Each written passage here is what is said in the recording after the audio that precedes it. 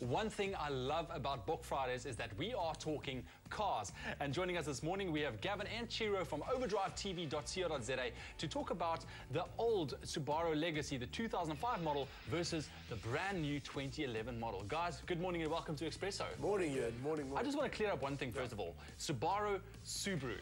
People tend to use those two names. Which one's the correct one? I say Subaru, and I do own one, so I think I'm allowed to say whatever I like. I'm going to go with Gav. Yeah, I'm going to go. I mean, we are talking about cars close to Gavin's heart this morning. He does have the old Legacy wagon, and I've been driving the new Legacy Outback. Exactly. So we're going to compare, and we'll see which one we think is best. I'm here to defend the 2005 model, which I think is infinitely better. Okay. Now, I think we can probably start with the looks. I mean, just look at the first one, the first Subaru Legacy.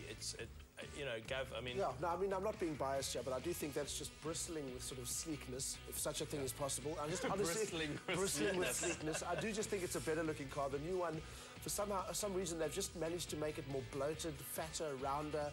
It just doesn't quite have the purpose of the 2005 one. Again, I might be being biased, but yeah, that's my general feeling on it. Yeah.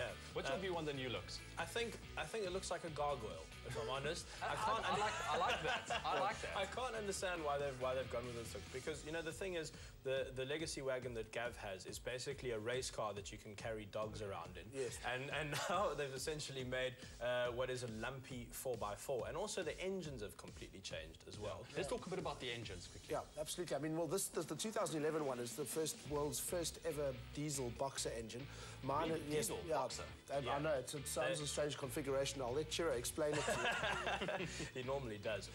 Basically, a boxer engine is called such because the pistons punch at each other, hence the name boxer.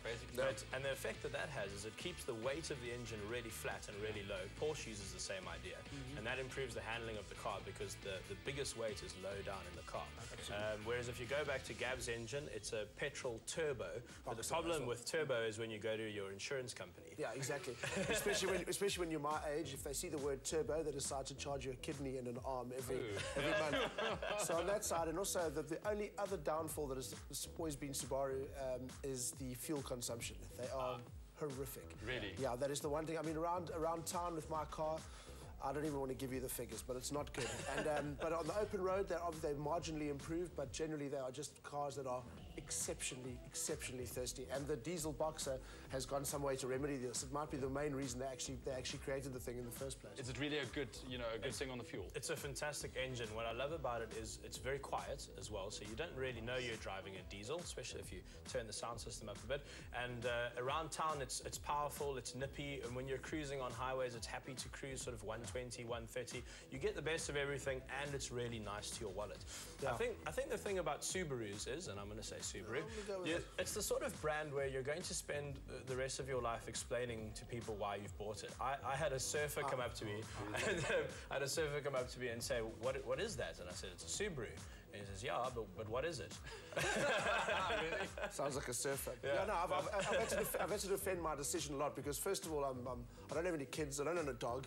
But I have a station wagon, and people ask me why, and I say because this particular station wagon held the world speed record for production engines for station wagons. So, you know, it's got that going for it. I mean, it still gets to 100 and just over 6 seconds, and it really doesn't look like it should go that fast, which I really like about it. The only clue to its kind of performance is the intercooler scoop on the bonnet.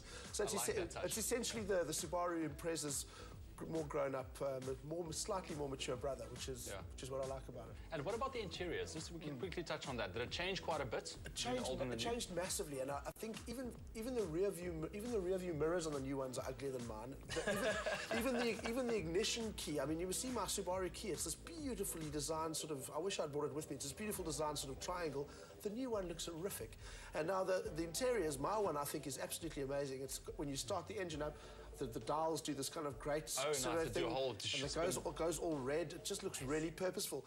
Yeah. And then the new one, there's none of that. They've just got rid of all of that sort of sporty side of the car. And I think when my car was made, Subaru was still dominating the World Rally Championship, and now they're focused more on focus groups in America. Okay.